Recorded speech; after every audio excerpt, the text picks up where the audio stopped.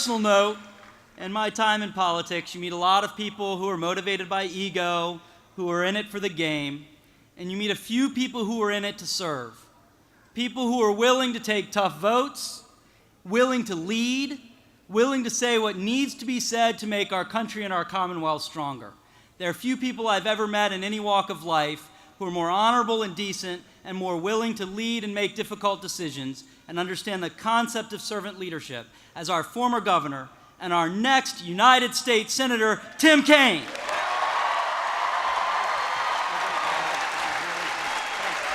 Hey, thank you so much. What a great crowd. Thank you all. Hello, Charlottesville. Hello, University of Virginia. I want to thank Tom Perriello. What a fantastic public servant with much public service to come. How many of you were here at the Pavilion when President Obama was here during Tom's campaign in 2010? How many of you were here at the Pavilion when I was here with the President in 2007?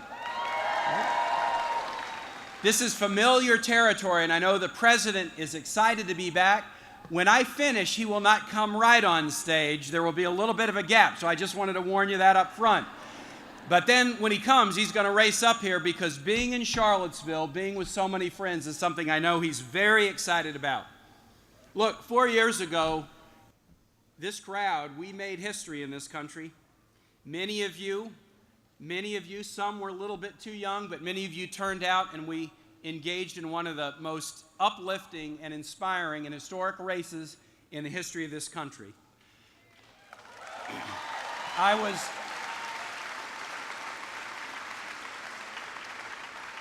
was proud to be the national co-chair of the Obama for America campaign in 2008, and I am proud to be here today supporting the re-election of Barack Obama. And we're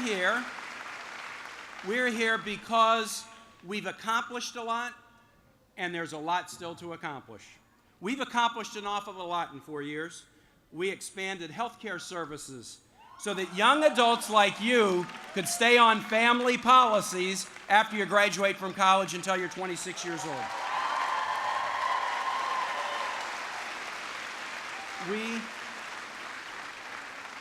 As Tom said, we passed the largest Pell Grant extension in the history of the United States. Didn't cost the federal treasury 1 penny. The president redirected funds that were going to banks and instead had them go to students and their families.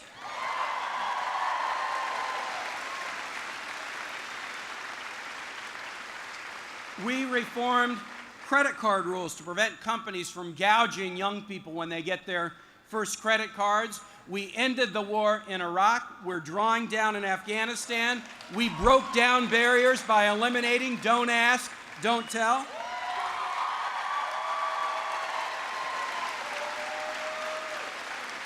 We've made it easier for women to secure equal pay for equal work with the Lilly Ledbetter Act.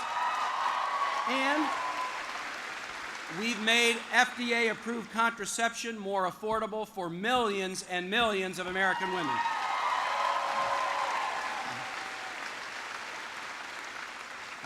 So we've come a long way. We've come a long way, but we're not done yet. There are many, some right here in Virginia, who want to erase the progress we've made. They want to turn back the clock on women's rights and access to health care. They want to go back to a time when Wall Street or insurance companies were in charge of our financial health or our physical health. They want to go back to a time when we willy-nilly figured out what to do in ways that drove the deficit way up without figuring out smart strategies to pay for programs like the student loan program. But I'm here to tell you, we can't afford to go back, and we're not going back. We're not going back.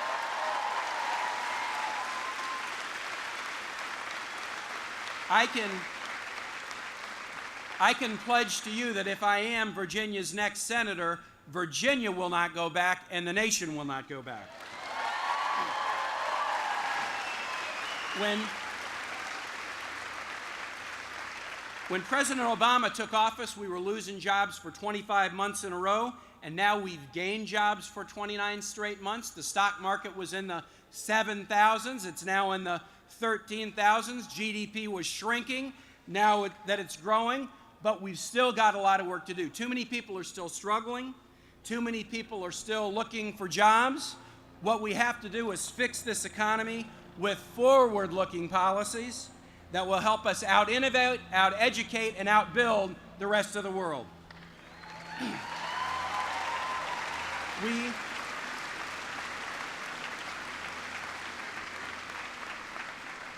We need to invest in our small businesses, giving them the access to capital that the big businesses have.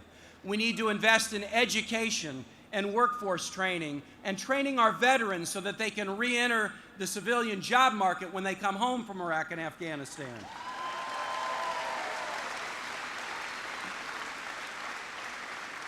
We need to invest in our roads and bridges and broadband and public transportation and put people to work today and raise the platform for economic success for generations. And we have a leader who knows that, who's done that, and we want him to have 4 more years so he can do more of it, President Obama.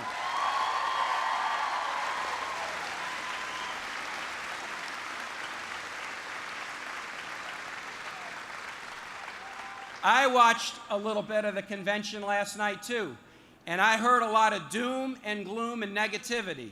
And I've been hearing a lot of doom and gloom and negativity from that side every day, nonstop, cranked out for 4 years.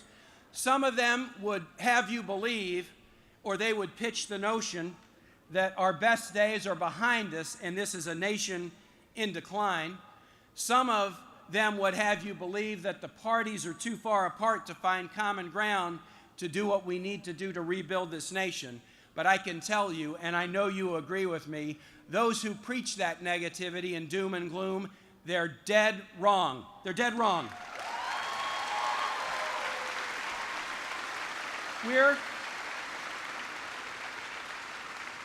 We've lived through tough times, and we ought to think as we're here today and maybe send up a prayer for folks in the Gulf who are living through tough times right now as Hurricane Isaac, comes ashore in Louisiana. But while we've been through tough times, we're tough people. Tough times don't last. Tough people last. We've been through tougher times, and we've come out strong as a Commonwealth, and we've come out strong as a country, and we're doing it again. In my lifetime in Virginia, we were shutting schools down. We were shutting school systems down, entire county school systems down, rather than let kids learn together if their skin colors were different. Do you know that in my lifetime, the University of Virginia did not allow women as undergraduate students? And a whole lot of states were exactly like Virginia. We've been through tough times, but we've come a long way. We've come a long way, and we've got a long way to go. And guess what? I am optimistic that we're going to go the right direction. And I can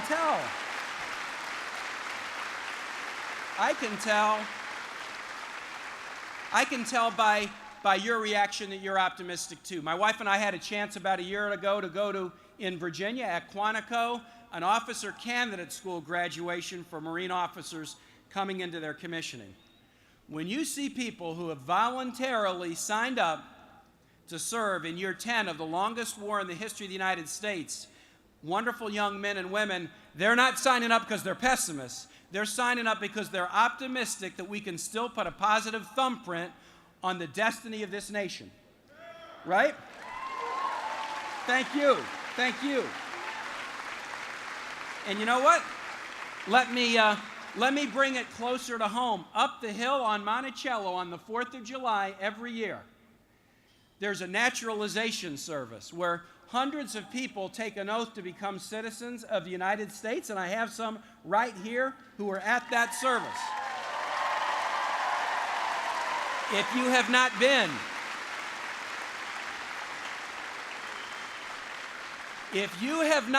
to Monticello on the 4th of July, do yourself a favor. You will see people take an oath to become U.S. citizens. There's an open mic just like this. Once the oath is done, they invite anybody who's become a citizen to step up and tell their story.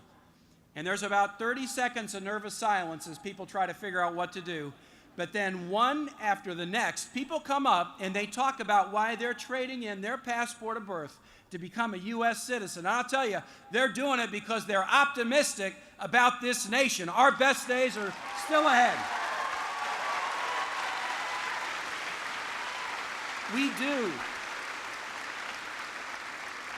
We do see a lot of negativity and doom and gloom on the other side. Just in that keynote speech last night, it's negativity and doom and gloom, but you know what? Here's something that's great.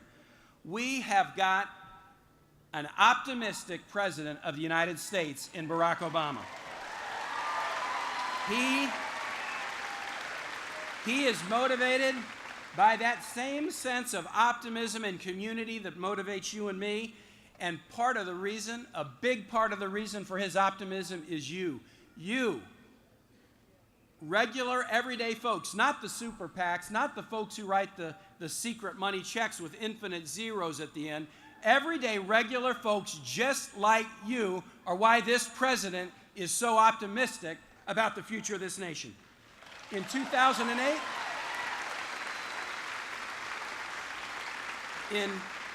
in 2008, you supported him in record numbers. Young people especially turned out in record numbers, and guess what? He did not forget young voters. So when health care was done, it had important provisions for young voters. When credit card reform was done, it had important provisions for young voters. When the Pell Grants got expended, that was for young people. You believed in him, and then he delivered for you. And so let me ask you this question with 69 days left till election. Are you ready to deliver again for our president, Barack Obama?